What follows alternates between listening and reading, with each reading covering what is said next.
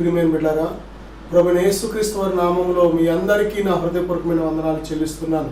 ఈరోజు దేవుని యొక్క వాక్యాంశము సఫలము అనే అంశం మీద దేవుని వాక్యాన్ని మనం ధ్యానం చేయబోతున్నాం. మన జీవితంలో చేసే ప్రతి పని కానీ, ఉద్యోగము కానీ, ఏదైనా మన ఆత్మీయ జీవితంలో ఏ విషయంలోనైనా సరే మనం సఫలం అవ్వాలి అంటే ఎలాగా? కొద్ది మాటలు దేవుని వాక్యాన్ని ధ్యానించే ముందుగా చిన్న ప్రార్థన చేసుకొని దేవుని ఆత్మ సాయం మనం కోరుకుందాం.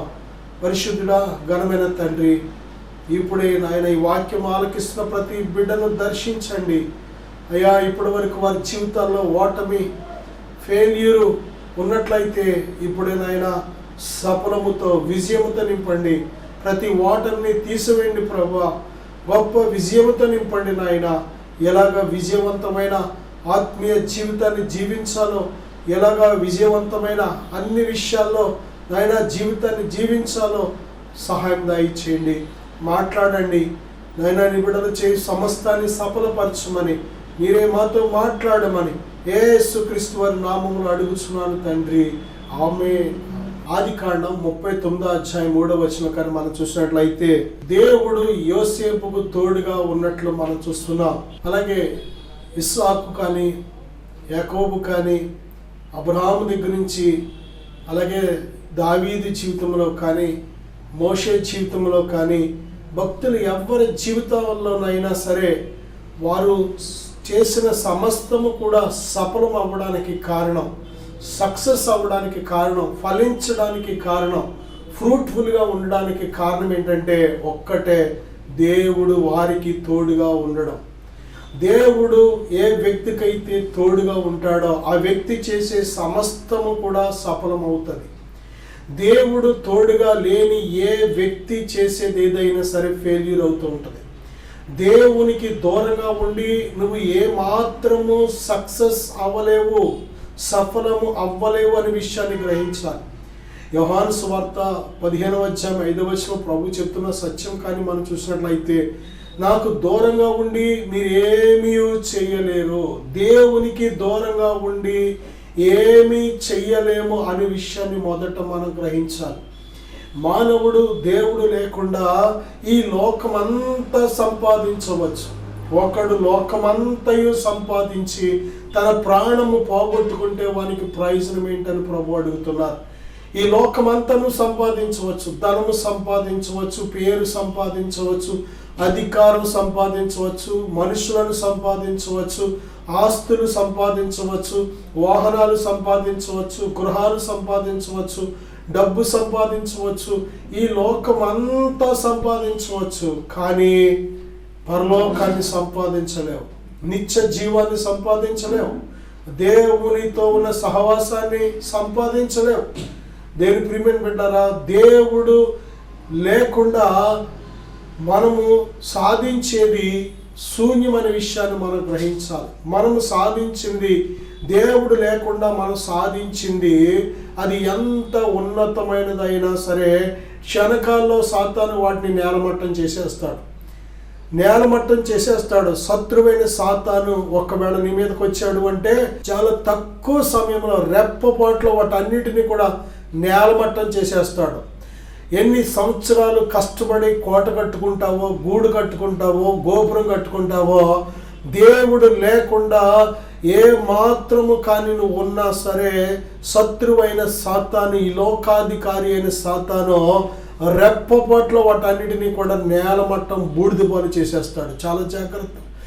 దేవునికి దూరంగా ఉండి శత్రువుని జయించలేవు, దేవునికి దూరంగా ఉండి పాపాన్ని జయించలేవు, దేవునికి దూరంగా ఉండి దేవుడిచ్చే సంతోషాన్ని అనుభవించలేవు, శాంతి సమాధానాలు అనుభవించలేవు, దేవునికి దూరంగా ఉండి శరీర క్రియలను జయించలేవు, దేవునికి దూరంగా ఉండి నిరీక్షణ కలిగి ఉండలేవు, దేవునికి దూరంగా ఉండి నిత్య జీవాన్ని అనుభవించలేవు, దేవునికి దూరంగా ఉండి పరిశుద్ధాత్మను పొందుకోలేవు, దేవునికి దూరంగా ఉండి దేవుడిచ్చే నెమ్మది సమాధానం అనుభవించలేవు, దేవునికి దూరంగా ఉండి దేవుని ప్రేమను ఏమాత్రం కూడా చూపించలేవు, కలిగి ఉండలేవు, దేవునికి దూరంగా ఉండి దేవుని రాజ్యం చేరలేవు, దేవునికి దూరంగా ఉండి నరకాన్ని తప్పించుకోలేవు. దేవునికి దూరంగా ఉండి ఏ విషయములో కూడా నిన్ను రక్షించుకోలేవు. మరణము నుండి రక్షించుట దేవుని వశం. నీ పాపములను కడగగలిగిన శక్తి దేవునికి మాత్రమే ఉన్నది. నీకు నెమ్మది, సమాధానం, సంతోషం ఇచ్చే శక్తి దేవునికి మాత్రమే ఉన్నది. నీ ఆత్మను రక్షించే శక్తి దేవునికి మాత్రమే ఉన్నది. దేవునికి దూరంగా ఉండి ఈ లోకాన్ని సంపాదిస్తావు, కానీ పరలోక సంబంధమైనవి కానీ ఆత్మ సంబంధమైనవి కానీ దేవుడిచ్చేవి ఏవి కూడా నీ అంతట నువ్వు సంపాదించలేవు. అందుకే దేవుడు మనకు కావాలి. దేవుడు మనకు తోడు కావాలి. దేవుడు తోడుగా ఉంటేనే శోధన జయించగలుగుతావు, పాపం జయించగలుగుతావు, లోకం జయించగలుగుతావు, శరీర కార్యాలు జయించగలుగుతావు, శత్రువైన సాతాన్ని జయించగలుగుతావు. అన్ని విషయాల్లో విజయవంతమైన పరిశుద్ధ జీవితాన్ని, నీతి కలిగిన జీవితాన్ని, యథార్థవంతమైన జీవితాన్ని జీవించగలుగుతావు. అందుకే దేవుడు మనకు తోడు కావాలి. యోసేపు జీవితంలో దేవుడు తనకు తోడుగా ఉన్నాడు కాబట్టే జీరో స్థితి నుంచి హీరోలాగా తీసుకెళ్ళాడు. దేవుని బిడ్డలారా, మోషేకు దేవుడు తోడుగా ఉన్నాడు కాబట్టే జీరో నుంచి ఐగుప్తు దేశానికి ఆయన ఎలా కనిపించాడంటే దేవుడిగా కనిపించాడంట మోషే. దేవుని బిడ్డలారా, మోషేని చూసి ఐగుప్తు దేశమే భయపడింది. ఎందుకు అంటే మోషేతో ఉన్న దేవుడు అంత గొప్ప మహోన్నతమైన కార్యాలు చేశాడు. నా సహోదరుడా, అపొస్తలుల జీవితాలు మనం చూసినట్లయితే వారు చేపలు పట్టుకునేవారు, వారు చదువు రానివారు, వారు దేవుని బిడ్డలారా అటువంటి వారిని దేవుడు ఎన్నుకొని భూలోకాన్ని తలక్రిందులు చేసేవారిగా చేశాడు. కారణం, దేవుడు వారికి తోడుగా ఉన్నాడు. నీ జీవితంలో దేవుడు నీకు తోడుగా ఉంటే నీ శక్తికి మించిన కార్యాలు నీ ద్వారా దేవుడు జరిగిస్తాడు. దేవుడు నీకు తోడుగా ఉంటే నీ ముందు ఉన్న మార్గాన్ని సరళం చేస్తూ ఉంటాడు. దేవుడు నీకు తోడుగా ఉంటే నీ శత్రువులను సైతం నీకు మిత్రులుగా చేస్తూ ఉంటాడు. దేవుడు నీకు తోడుగా ఉంటే దేవుని బిడ్డలారా నీ ఆత్మీయ జీవితం మానవాతీతమైన దేవుని ఆత్మశక్తితో నడిపించబడుతూ ఉంటావు. దేవుడు తోడుగా ఉంటే నువ్వు చేసే సమస్తము కూడా సఫలమవుతూ ఉంటుంది. యోసేపు ఒక ఇంటిలో పనివాడిగా, దాసుడిగా, మరి బలాత్కారంగా కొనబడి ఉన్నాడు. అటువంటి పరిస్థితుల్లో యోసేపుకు దేవుడు తోడుగా ఉండటం వలన ఏ ఇంట్లో పని చేస్తున్నాడో ఆ ఇంటిని దేవుడు దీవించడం ప్రారంభించాడు. యోసేపు చేసే ప్రతి పనిని కూడా దేవుడు ఆశీర్వదించడం ప్రారంభించాడు. ఆ యజమాని ఎప్పుడైతే ఈ విషయాన్ని గ్రహించాడో, యోసేపు వచ్చిన దగ్గర నుంచి మరి ఈ యొక్క ఇల్లు దీవించబడడం, ఆ యొక్క సంపద విస్తారంగా పెరగడం ఎప్పుడైతే చూశాడో వెంటనే ఒక్కటే అనుకున్నాడు, ఈ వ్యక్తిని నా ఇంట్లోంచి బయటికి వెళ్ళనివ్వకూడదు అని తనకు అక్కడ పూర్తి స్వతంత్రత, అధికారం, హక్కు ఇచ్చేశాడు. దేవుని బిడ్డలారా, కాబట్టి యోసేపు తన యజమానురాలు తను శోధించినప్పుడు ఒక్కటే అన్నాడో, ఇదంతా నాకు నీ భర్త యజమాని అప్పగించాడు, నాకు నిన్ను తప్ప అని అంటున్నాడు. కారణం ఏంటంటే ఆ యొక్క యోసేపుతో ఉన్న దేవుని ఆశీర్వాదం పోకూడదని ఆ యజమాని తనకిచ్చిన సంపూర్ణమైన హక్కు, బాధ్యతలు చూస్తే ఆశ్చర్యం వేస్తూ ఉంటుంది. నా సహోదరుడా, నువ్వు ఎక్కడ ఉన్నా సరే దీవించబడాలి అంటే, ఏ పని చేస్తున్నా సఫలం అవ్వాలి అంటే, ఏ పని చేస్తున్నా అభివృద్ధి చెందాలంటే దేవుని తోడు నీకు కావాలి. దేవుని తోడు మనతో ఉంటే ప్రారంభంలో నీ స్థితి కొంచెంగా ఉంటుందేమో, కానీ తుదకు నీవు మహా అభివృద్ధి చెందేదు అనే విషయాన్ని మర్చిపోవద్దు. ప్రారంభంలో నువ్వు తోకగా ఉంటావేమో, కానీ చివరికి తలగా మారిపోతూ ఉంటావు. ప్రస్తుతం ఒక చేయి కింద పెట్టి ఒకవేళ పుచ్చుకునే వ్యక్తిగా ఉన్నావేమో, కానీ రేపొద్దున ఇచ్చే వ్యక్తిగా నీ చేయి పైన ఉంటుంది. దేవుని ప్రియమైన బిడ్డలారా, ప్రస్తుతం చెప్పించుకునే వ్యక్తిగా నువ్వు ఉన్నావేమో, ఇతరులకి రేపొద్దున అనేకులకు చెప్పే వ్యక్తిగా దేవుడు నిన్ను చేస్తూ ఉంటాడు. ఈరోజు ఇతరుల మీద నువ్వు ఆధారపడి ఉన్నావేమో, రేపొద్దున అనేకులు నీ మీద ఆధారపడి, అనేక పక్షులు నీ నీడను సేద తీర్చుకునే ఆ గొప్ప ఉన్నతమైన వృక్షముగా దేవుడు నీ జీవితాన్ని ఆశీర్వదిస్తాడు. కారణం, దేవుని తోడు. దేవుని తోడు, దేవుని తోడు ఏ వ్యక్తితో ఉంటుందో, ఏ దేవుని సన్నిధి ఏ వ్యక్తికి తోడుగా ఉంటుందో ఆ వ్యక్తి జీవితం అంతగా దీవించబడుతుంది. రెండవదిగా మనం చూస్తే కీర్తన గ్రంథం 1వ అధ్యాయం 1 నుంచి 5 వచనాలు మనం చూస్తే, దేవుని వాక్యాన్ని దివారాత్రము ధ్యానించినట్లయితే ఆ వ్యక్తి చేసే సమస్తము కూడా సఫలమవుతుందని దేవుడు వాగ్దానం చేశాడు. దేవుని బిడ్డలారా, ఆ వ్యక్తి ఆకు వాడక తన కాలమందు ఫలమిచ్చు చెట్టు వలె ఫలిస్తాడని దేవుడు వాగ్దానం చేశాడు. కాబట్టి దేవుని వాక్యం ఎంత గొప్పదో చూడండి. దేవుని వాక్యం ధ్యానిస్తున్నప్పుడు మన ప్రవర్తన మారిపోతుంది.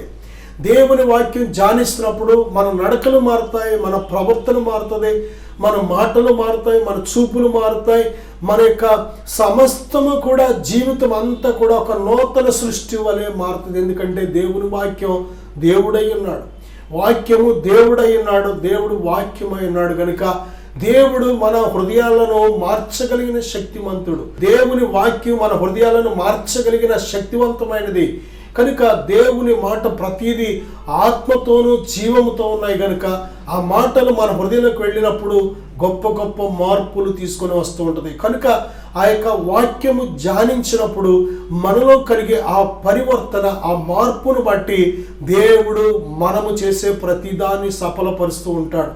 అందుకే వాక్యము దివారాత్రము మనం ధ్యానించే వారికి ఉండాలి. ఈరోజు దేవుని బిడ్డలారా, మన హృదయాలు ఎలా ఉన్నాయి? వాక్యము ధ్యానించకుండా మన సమయము వస్తువులతో ఎక్కువ సమయం గడుపుతున్నాం, మనుషులతో ఎక్కువ సమయం గడుపుతున్నాం, పరికరాలతో ఎక్కువ సమయం గడుపుతున్నాం. దేవుని బిడ్డలారా, వ్యర్థముగానే మనము మన విలువైన సమయాన్ని దుర్వినియోగం చేసుకుంటున్నాం. అందుకే బైబిల్ మరొక హెచ్చరిక చేస్తుంది, సమయమును సద్వినియోగం చేసుకోమంటుంది. అజ్ఞానుల వలె కాక జ్ఞానుల వలె దేవుని చిత్తమేదో పరీక్షించి తెలుసుకొని మనము జ్ఞానంగా బ్రతకాలని, దేవుని బిడ్డలారా సమయాన్ని సద్వినియోగం చేసుకోవాలని బైబిల్ హెచ్చరిస్తుంది.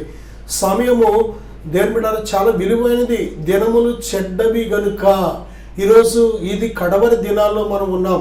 ఈ యొక్క ప్రభువైన యేసుక్రీస్తు వారి రాకడ అతి సమీపంగా ఉన్న దినాల్లో మనం ఉన్నాం.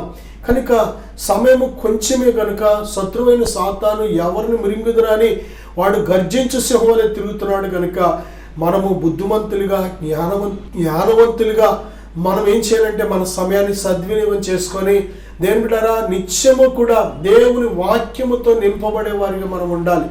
దేవుని వాక్యాన్ని మనం ఎంతగా ధ్యానిస్తామో అంతగా తగిన కాలమందులో ఫలమిచ్చు చెట్టు వలె నువ్వు సిద్ధపడుతూ ఉంటావు. వాక్యాన్ని ధ్యానించకపోతే ఎప్పటికీ ఫలాలు ఇవ్వలేవు.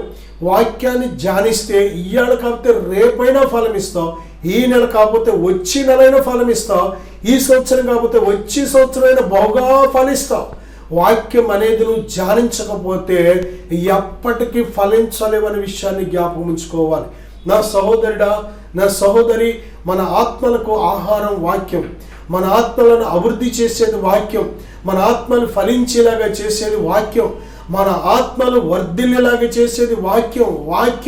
వాక్యము చేత దేవుడు ప్రపంచాన్ని నిర్మించాడు. వెలుగు కలుగును గాక అని పలికిన మాట వాక్యం. ఆయన సెలవీయగా అది జరిగింది. దేవుని ప్రియబిడ్డలారా, నీ జీవితంలో కూడా వాక్యము ఎప్పుడు అది రేమగా మారుతుందో, ఎప్పుడు అది ప్రత్యక్షతగా మారుతుందో నీకు తెలియదు కనుక వాక్యాన్ని ధ్యానిస్తున్నప్పుడు దేవుడు తన వాక్యము ద్వారా నీతో మాట్లాడుతూ ఉంటాడు. ఆ వాక్యము ప్రత్యక్షత కలిగిన వాక్యముగా మారుతూ ఉంటుంది. ఎప్పుడైతే వాక్యము రెవల్యూషన్గా మారుతూ ఉంటుందో అద్భుతాలు జరగడం నీ జీవితంలో చూడగలుగుతాం. దేవుని ప్రియబిడ్డ, చూడండి, కానా అనే ఒక పెండ్లి విందులో ఆ యొక్క ద్రాక్షరసం అయిపోయినప్పుడు ప్రభు ఒక వాక్యం చెప్పారు.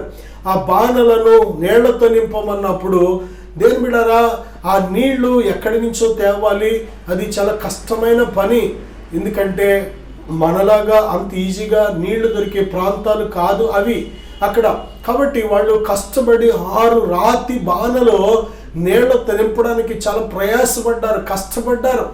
దేవుని బిడ్డలారా, అయితే వారు ఆ బాణలను అంచుల మట్టుకు నీటితో నింపడానికి ప్రయాసపడిన తర్వాత ప్రభువా ఇదిగో మరి నింపేశాం, అంచుల మట్టుకు నిండా నింపేశాం, మీరు సెలవిచ్చినట్లే అనగానే ప్రభు ఏమన్నారంటే ఇప్పుడు మీరు ముంచి విందు ప్రధాని యొద్దకు తీసుకొని వెళ్ళండి అన్నారు. ఏంటి నీళ్లు ముంచి తీసుకొని వెళ్ళాలా అని వాళ్ళు ఆలోచన చేయలేదు. ఆయన చెప్పినట్టు ఆ జగ్గులను నీళ్లతో ముంచగానే ముంచి తీసిన జగ్గులలో ఉన్నది ద్రాక్షరసమైంది, ఆ బాణల్లో ఉన్నది నీరుగానే ఉన్నది. కారణం ఏంటంటే దేవుని మాటలో ఉన్న గొప్ప శక్తి. నిజమే, కష్టం అనుకోకుండా, ప్రయాస అనుకోకుండా నీ హృదయం అనే బాణను దేవుని వాక్యం అనే నీటితో నింపుకుంటే అది ఒక్కొక్కసారి మధురమైన ద్రాక్షరసముగా మారిపోతుంది. వాక్యమే కాదు, నీ జీవితాన్ని మధురంగా మార్చేస్తూ ఉంటుంది.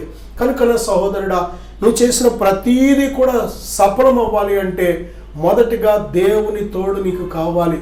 రెండవదిగా దేవుని వాక్యాన్ని దివారాత్రము ధ్యానించాలి. మూడవదిగా చూస్తే కీర్తన గ్రంథం 20 అలాగే కీర్తన 57 ఆదికాండం 24:40 మనం చూసినట్లయితే, దేవుని బిడ్డారా, ప్రార్థన మొర్ర పెట్టే వారిని దేవుడు సఫలపరుస్తున్నట్లు మనం చూస్తున్నాం. దేవునికి ప్రార్థించే వారిగా ఉండాలి, మొర్ర పెట్టేవారిగా మనం ఉండాలి. మన ప్రతి పనిలో, మన ప్రతి విషయంలో దేవునికి మనం చోటు ఇవ్వాలి. సఫలపరిచేది దేవుడు. దేవునితో పాటు కలిసి మనం పనిచేసేవారిగా ఉండాలి. మన పనిలో దేవుడు మనకు ఎల్లప్పుడూ కూడా ఆయన సహకారిగా ఉండినట్లు మనం మన ప్రతి విషయంలో ఆయనకు చోటిచ్చేవారిగా ఉండాలి. నా సహోదరుడా, సహోదరి, నీ జీవితంలో ఎప్పుడైతే దేవునిని భాగస్వామిగా చేస్తావో నీ ప్రతి విషయంలో కూడా భాగస్వామిగా చేయగలుగుతావు. అప్పుడు మాత్రమే దేవునికి నువ్వు ప్రార్థన చేయగలుగుతావు, మొర్రపెట్టగలుగుతావు. అప్పుడు దేవుడు నువ్వు చేసే ప్రతిదాన్ని కూడా సఫలపరుస్తానని వాగ్దానం చేశాడు.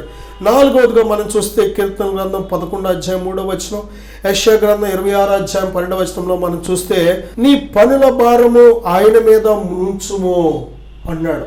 నీ పనుల భారము ఆయన మీద ఉంచు, అప్పుడు నువ్వు చేసే ప్రతిదాన్ని కూడా దేవుడు సఫలపరుస్తాడు అనే మాట మనం చూస్తున్నాం.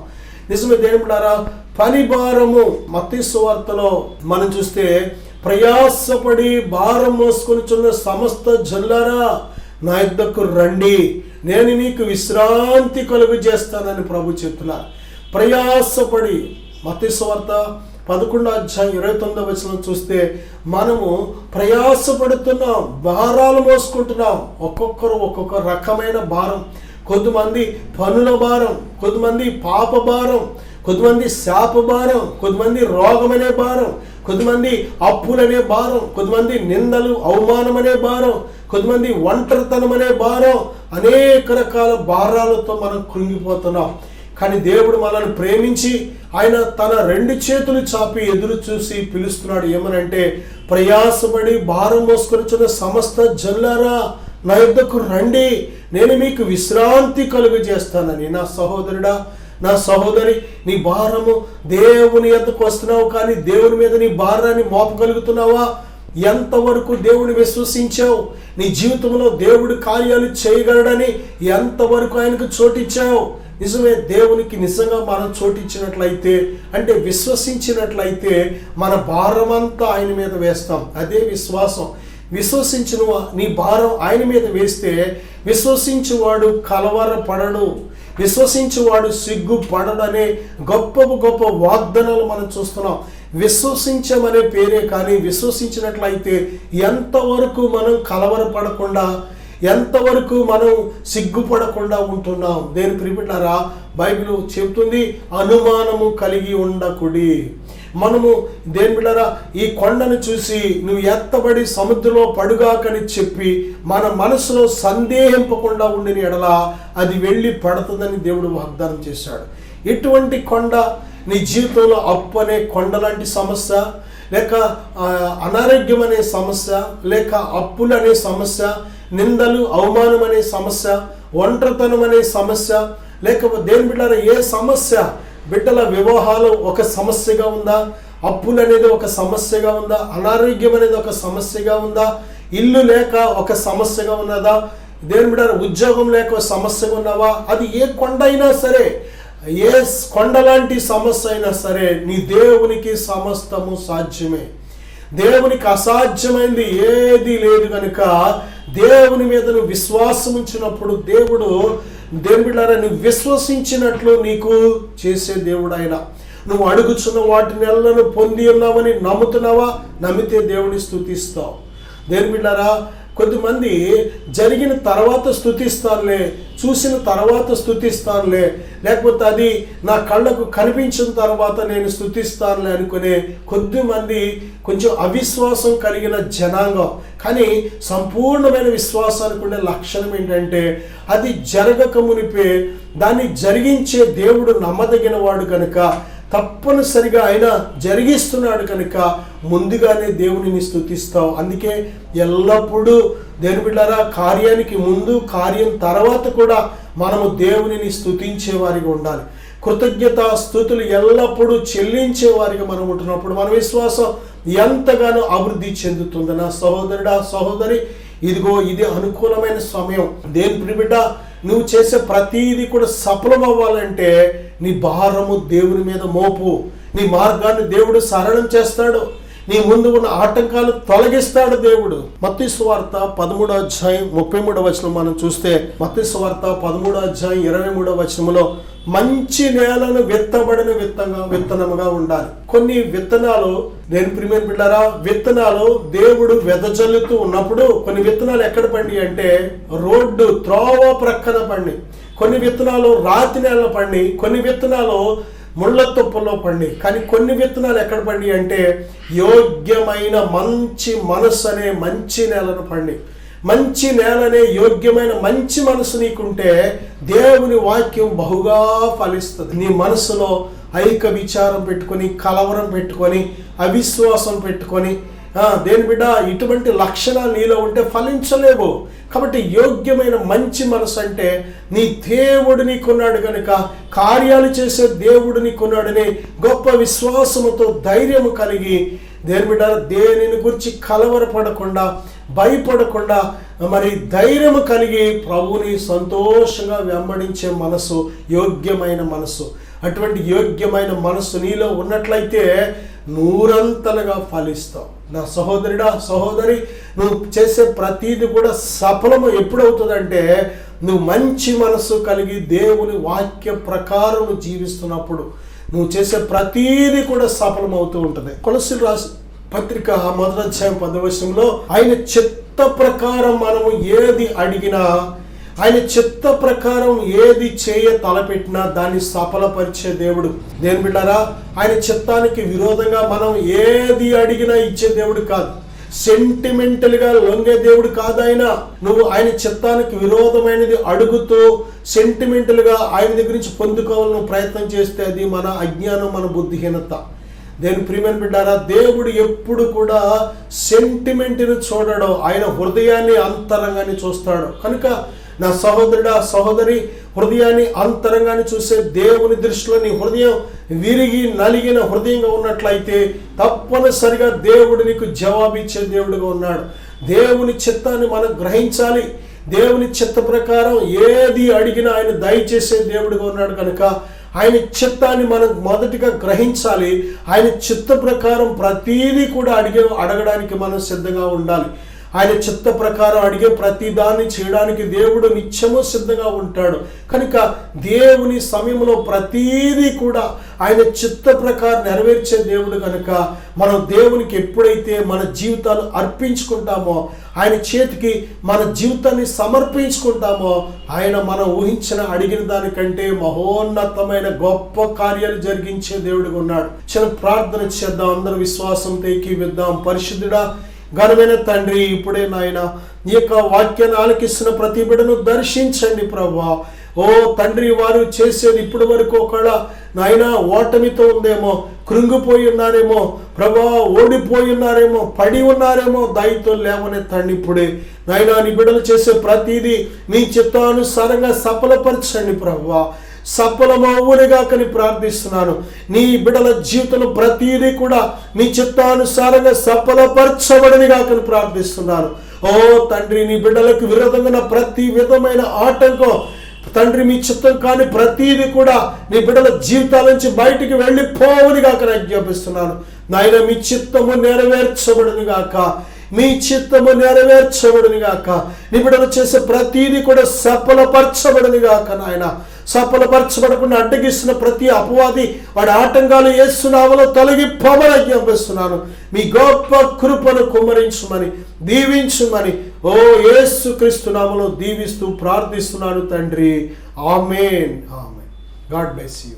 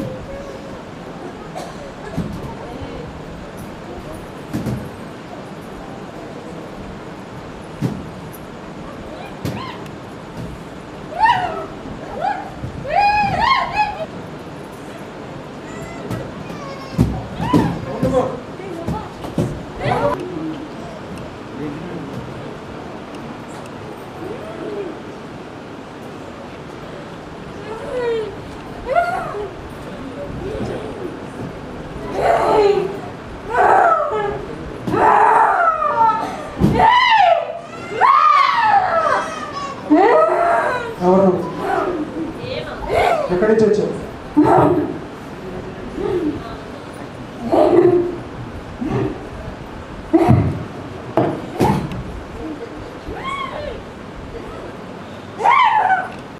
యేసుక్రీస్తు నామములో ఆజ్ఞాపిస్తున్నా. ఎప్పటి నుంచి ఉన్నావు? ఎంతకాలం నుంచి ఉన్నావు?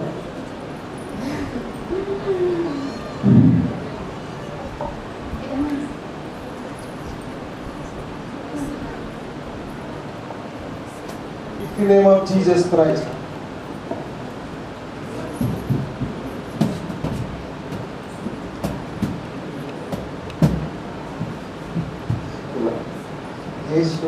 విడుదల ప్రకటిస్తున్నాను.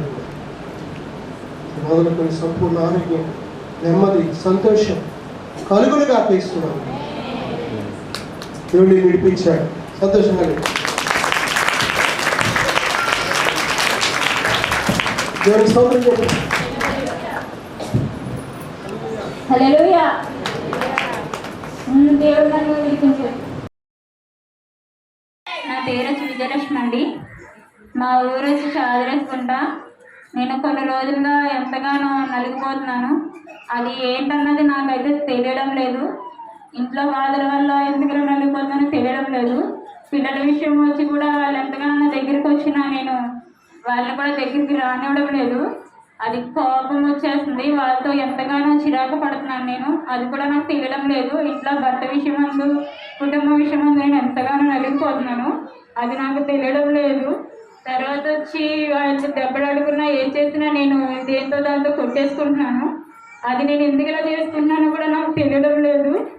ఇలా అమ్మవాళ్ళు నన్ను ఇలా రమ్మని చెప్పారు. ఫాస్ట్ గారి దగ్గరికి వచ్చాను. నేను నేను దగ్గరికి రావడానికి ఎంతగానో ఆలోచిస్తున్నాను. ఆయన వచ్చి నాకు ఏమీ కాదు, నీకు ఇలా ఉంటుంది నీకు అని ఆయన నాకు ఎంతగానో చెప్పారు. చెప్పి నేను ఆయన దగ్గరికి వచ్చేసరికి జీవజలాలు ఇలా జల్లడం వల్ల నాలో ఉన్న దురాత్మ ఎంతగానో బయటికి వెళ్ళిపోయింది.